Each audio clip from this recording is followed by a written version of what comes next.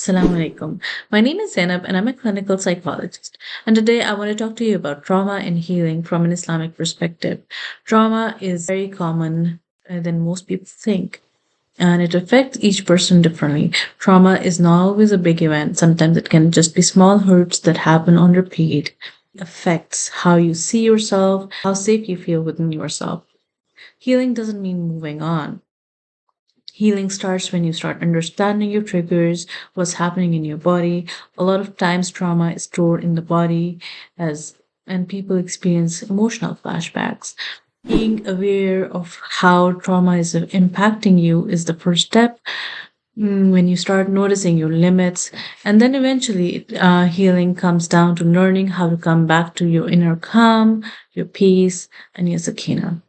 Islam gives us a gentle framework for trauma healing.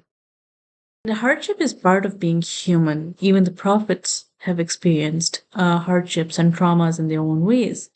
It is important to understand that trauma is not a personal failure. Sabr and tawakkul are two important lessons from Islam that allow you to trust that healing is possible.